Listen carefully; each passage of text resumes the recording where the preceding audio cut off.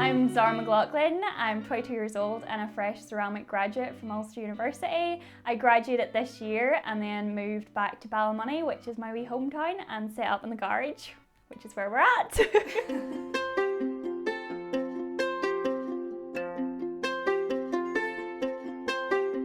I have always been a maker, and I always say this because even whenever I was a child I would have made little houses out of shoe boxes. My mum and dad actually saved all the recycling and I would just sit at the kitchen table and just make things. It's just that action of making which is so hypnotic and therapeutic that you sort of just lose yourself in the process of making.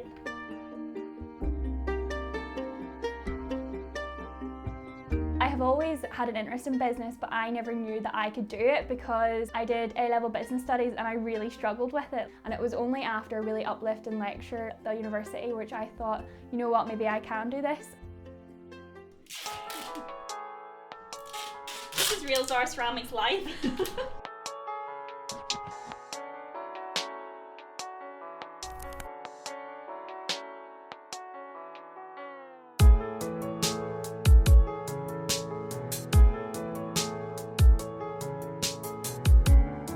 I actually started in the jewellery department when I first moved to Belfast. But after 3 weeks of hammering metal, I was like, this is not for me. And I actually moved down to the ceramics department where the lecturer handed me a ball of clay. And I always say I feel like I was bitten by the clay bug because I was just addicted from that moment on. I really try to document on Instagram because I think a lot of people see ceramics as something that can be done sort of in a couple of days when it's really not. It's a really long process, so it really is a labour of love because you are pouring so much time into it and there's just so much care and thought goes into everything that I make.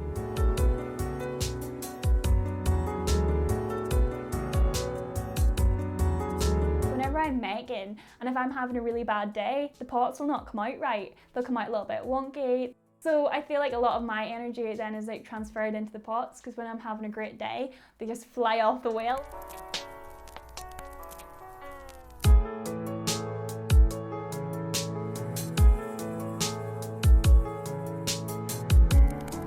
I think a lot of people struggle with where am I going from here after you leave university, but I think you get a lot of support once you graduate, whereas the class of 2020 didn't have that. We were sort of just plopped out in the middle of the deep end.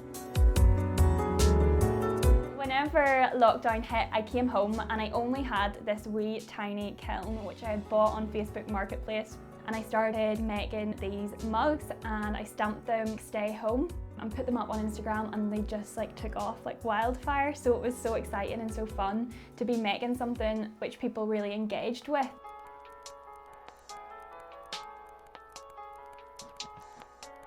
I think life always throws you these little hurdles for you to try and overcome, but it's all about how you approach them and adapt and work your way around them.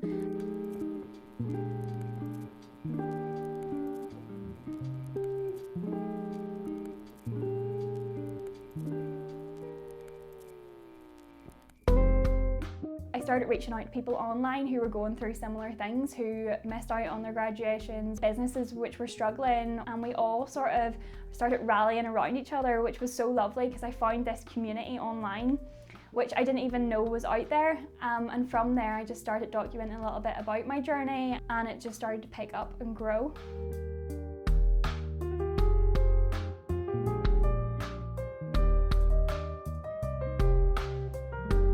My half of the garage, as I like to refer to it as, because it's my little bubble. I've always wanted a little creative space.